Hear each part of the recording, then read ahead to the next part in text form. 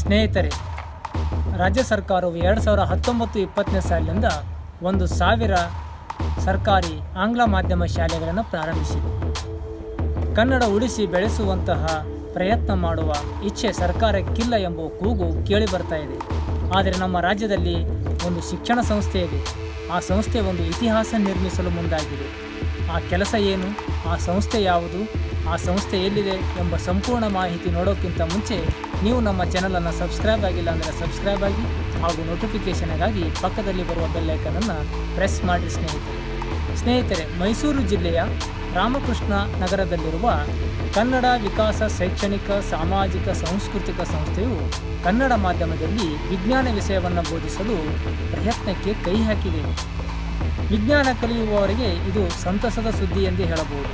ಇದೇ 2019-20 ಸಾಲಿನಿಂದ ವಿಜ್ಞಾನ ಕಲಿಕೆಯನ್ನು ಕನ್ನಡದಲ್ಲಿ ಪ್ರಾರಂಭವಾಗಲಿದೆ.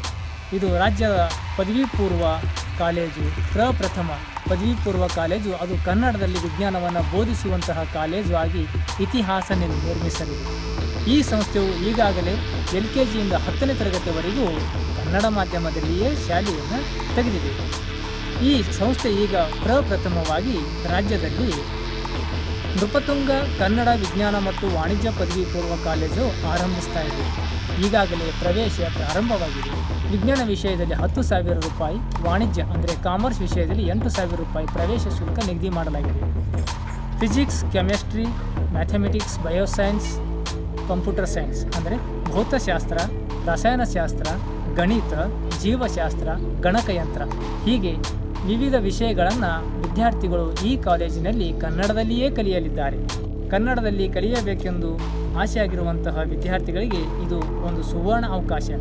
ಈಗಾಗಲೇ ಪ್ರಥಮ ವರ್ಷದ ಪಠ್ಯ ವಿಷಯವನ್ನು ಕರ್ನಾಟಕ ಪದವಿ ಪೂರ್ವ ಶಿಕ್ಷಣ ಇಲಾಖೆ ಕನ್ನಡದಲ್ಲಿ ಅನುವಾದಿಸಿದೆ. ಹೀಗಾಗಿ ಈ ವರ್ಷದಿಂದಲೇ ಕನ್ನಡದಲ್ಲಿ ವಿಜ್ಞಾನವನ್ನು ಕಲಿಯುವಂತಹ ಶಿಕ್ಷಣ ಪ್ರಾರಂಭವಾಗ್ತಾ ಇದೆ.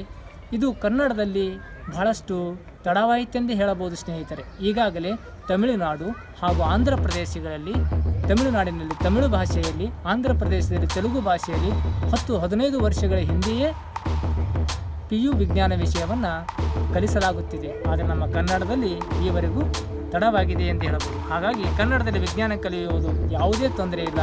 ವಿದ್ಯಾರ್ಥಿಗಳು, ಪಾಲಕರು ಮನಸ್ಸು ಮಾಡಬೇಕು ಅನ್ನುವಂಥದ್ದು ಆಡಳಿತ ಮಂಡಳಿ ಅಧ್ಯಕ್ಷ ಮಲ್ಲೇಶ್ ಅವರು ತಿಳಿಸಿದ್ದಾರೆ. ಹೀಗಾಗಿ ಕನ್ನಡದಲ್ಲಿ ವಿಜ್ಞಾನ ವಿಷಯವನ್ನು ಕಲಿತು ವಿಜ್ಞಾನವನ್ನು ಸರಳವಾಗಿ ಅರ್ಥೈಸಿಕೊಂಡು ಮುಂದೆ ಅವರು CET ಮತ್ತು ಮೆಡಿಕಲ್ ಇಂಜಿನಿಯರಿಂಗ್ ಕಾಲೇಜಿಗಾಗಿ ಅವರಿಗೆ ವಿಶೇಷವಾದ ಇಂಗ್ಲೀಷ್ ಶಿಕ್ಷಣವನ್ನು ಕಾಲೇಜಿನಲ್ಲಿ ನೀಡಲಾಗುತ್ತದೆ ಅನ್ನುವಂತಹ ಮಾಹಿತಿ ತಿಳಿದು ಬಂದಿದೆ.